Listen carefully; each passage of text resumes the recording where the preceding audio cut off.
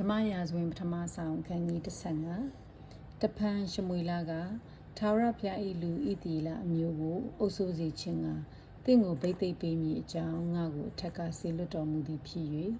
ယခုမှထာဝရဘုရား၏စကားတော်ကိုနားထောင်လော့ကောင်းကင်ဘုရားရှင်ထာဝရဘုရားမိန့်တော်မူသည်ကအေဂုတုပြည်မှထွက်လာသောဣတိလအမျိုး၌အာမလက်အမျိုးပြုသောစီတာခြင်းအမှုကိုငါမှတ်လျက်ရှိ၏ယခုသွား၍ထိုအမျိုးကိုလှုပ်ကြံလော့နှမျောခြင်းမရှိဘဲရှင်းရှင်းဖြစ်စီ၍ယောက်ျားမိန်းမတငယ်နှုတ်ဆိုမှဆာ၍တိုးနွားကလအုပ်မြဲတို့ကိုတတ်လော့ဟုရှောလူအားဆင့်ဆိုသည့်အတိုင်းရှောလူသည်လူတို့ကိုစုဝေးစေ၍တေလိမ်မြို့မှစည်ရင်းယူသည်ဖြင့်ခြေသည်တရေနှစ်သိန်းယူရစစ်တရေတစ်တောင်းရှိကြ၏ရှောလူသည်လည်းအာမလက်မြို့သို့စစ်ချီ၍ချိုင်၌တက်ချပြီးမှကောနီလူတို့ရှိရာသို့ဆေလွတ်လျက်သင်တို့ကိုအာမလက်လူတို့နှင့်အတူငါဖျက်ဆီးမည်ဟုစိုးရိမ်စရာရှိသောကြောင့်သူတို့အထက်ကထွက်သွား၍နေရာပြောင်းကြလော့ဣသေလအမျိုးသားတို့သည်အေဂရုပြည်မှထွက်လာသောအခါသင်တို့သည်ဂျေဇုပြုကြပြီဟုမှာလိုက်သည့်အတိုင်းကောနီလူတို့သည်အာမလက်လူတို့အထက်ကထွက်သွားကြ၏ရှောလူသည်ဟဝိလမြို့မှစ၍ဣသေလပြည်တစ်ဖက်တစ်ချက်၌နေသောရှုရှာမြို့တိုင်အောင်အာမလက်လူတို့ကိုလှုပ်ချင်လေ၏အာမလက်ရှင်ဘီအာဂတ်ကိုအရှင်ဖမ်းမိ၍လူအပေါင်းတို့ကိုဓာဖြင့်ရှင်းရှင်းဖျက်ဆီးလေ၏တို့ရာတွင်ရှောလူနှင့်လူများတို့သည်အာဂတ်မင်းနှင့်တကွသိုးနွားအမျက်အလက်ဆူသောသိုးတငယ်ကောင်းသောဥစ္စာရှိသမျှကိုနှမျော၍ရှင်းရှင်းမဖျက်ဆီးကြအတုံးမဝင်ရုပ်မာသောဥစ္စာရှိသမျှကိုသာရှင်းရှင်းဖျက်ဆီးကြ၏ထာဝရဘုရား၏နှုတ်ကပတ်တော်သည်ရှမွေလသို့ရောက်လာ၍ငါသည်ရှောလူကိုရှင်ဘုရင်အရာ၌ခန့်ထားသည့်အမှုကြောင့်နှောင့်တရ၏သူသည်ငါ၏ပြည့်ညတ်တို့ကိုမကျင့်ငါနောက်သို့မလိုက်လမ်းလွဲပြီဟုမိန့်တော်မူ၏ရှမွေလသည်ဝမ်းနည်း၍တညစ်လုံးထာဝရဘုရားအားဟစ်ကြော်ပြီးလျှင်နက်နက်စောစောထ၍ရှောလူကိုကြိုးဆိုခြင်းကသွားသောအခါရှောလူသည်ကရမေလမြို့သို့ရောက်၍အောင်းတိုင်းကိုစိုက်ပြီးမှလှဲ့လေသဖြင့်ဂိလဂါလမြို့သို့လွန်သွားကြောင်းကိုကြားသောကြောင့်ရှောလူရှိရာသို့သွားလေ၏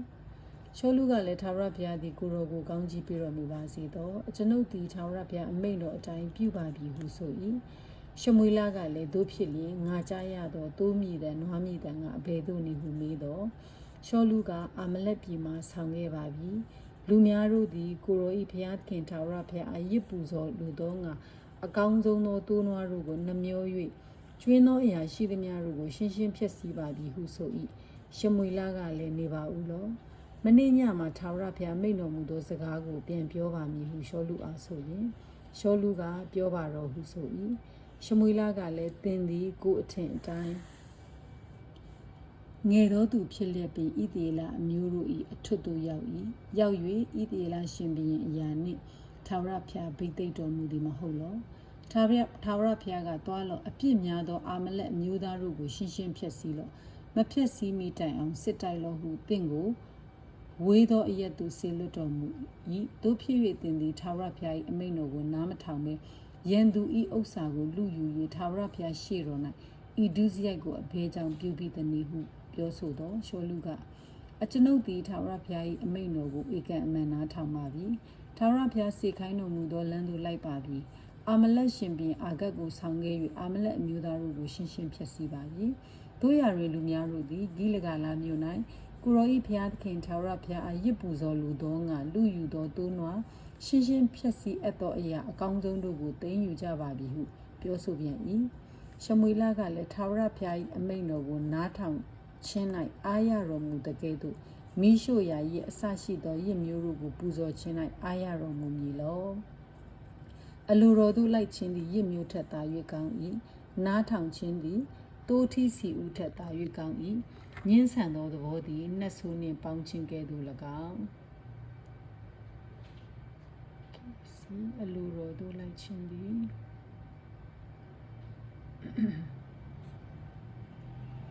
အလိုတော်သို့လိုက်ခြင်းသည်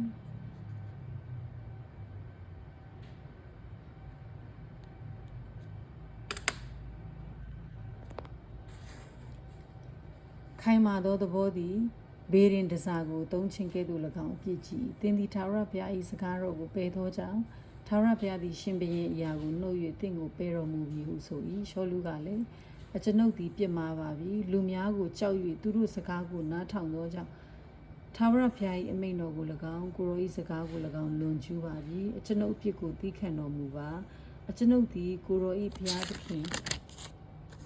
ထာဝရဘုရားကိုကိုးကွယ်မည်အကြောင်းအကျွန်ုပ်နှင့်အတူပြန်လာပါဟုတောင်းပန်တော်လေရှမွေလကသင်နှင့်အတူငါမပြန်သင်သည်ထာဝရဘုရား၏အမိန့်တော်ကိုပယ်သောကြောင့်ထာဝရဘုရားသည်ဣသရေလရှင်ဘုရင်အရာကိုနှုတ်၍သင်ကိုပယ်တော်မူပြီဟုရှောလူအားဆိုပြီးမှလှည့်သွားသောအခါရှောလူသည်ရှမွေလ၏ဝိယုံစုံကိုကင်ဆွဲ၍ဝတ်စုံဆုပ်လေ၏ရှမွေလကလည်းယနေ့ထာဝရဘုရားသည်ဣသရေလနိုင်ငံကိုသင်မှဆုပ်ယူ၍သင်ထက်ကောင်းသောသင်၏အိမ်နီးချင်းအားပေးတော်မူပြီးထိုမှတပါဣသရေလအမျိုး၏အစွမ်းတတ္တိဖြစ်သောဖျားသည်မှုသာသုံးခြင်းနောင်တရခြင်းနှင့်ကင်းလွတ်တော်မူ၏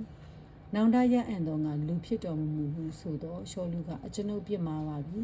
သို့တော်လည်းအကျွန်ုပ်မျိုးသားချင်းအသက်ကြီးသူတို့ရှိ၌၎င်းဣသရေလအမျိုးရှိ၌၎င်းအကျွန်ုပ်၏ဂုဏ်တည်ကိုမဖြစ်ပါနှင့်အကျွန်ုပ်သည်ကိုရော၏ဘုရားသခင်ထာဝရဘုရားကိုကိုးကွယ်ရမည်အကြောင်းအကျွန်ုပ်နှင့်အတူပြန်လာပါဟုတောင်းပန်သည့်အတိုင်းရှမွေလသည်ရှောလူနောက်သို့လိုက်၍ရှောလူသည်ထာဝရဘုရားကိုကိုးကွယ်လေ၏ထိုအခါရှမွေလကအာမလက်ရှင်ဘုရင်အာဂတ်ကိုငါထံသို့ခေါ်ခဲ့ကြဟုဆိုသည့်အတိုင်းအာဂတ်ကတေဘေးသည်စင်စစ်လွန်သွားပြီဟုဆိုလျက်ရှင်လန်းစွာလာ၏ရှမွေလကမိမများတို့သည်သင်ဤဒါကြောင့်သားဆုံးတကဲ့သို့သင်ဤအမိသည်သားဆုံးသောမိမဖြစ်ရမည်ဟုဆိုလျက်ဂိလဂါလမြို့မှာထာဝရဘုရားရှိတော်၌အာဂတ်ကိုအပိုင်းပိုင်းဖြစ်စေ၏ထို့နောက်ရှမွေလသည်ယာမမြို့သို့သွား၍ရှောလူသည်မိမိနေရာဂိဗာမြို့နန်းတော်သို့ပြန်သွားလေ၏ရှောလူအနှိမ့်စမရောက်မီတိုင်အောင်ရှမွေလသည်နောက်တစ်ဖန်အကြည့်အရှုမလားတို့ရာတွင်ရှမွေလသည်ရှောလူအတွက်စိတ်မသာညှိတွားလျက်နေ၏ထာဝရဘုရားသည်ရှောလူကိုဣသရေလရှင်ဘုရင်အရာ၌ခန့်ထားသောအမှုကိုနောင်တရတော်မူ၏အခန်းငယ်1မှ35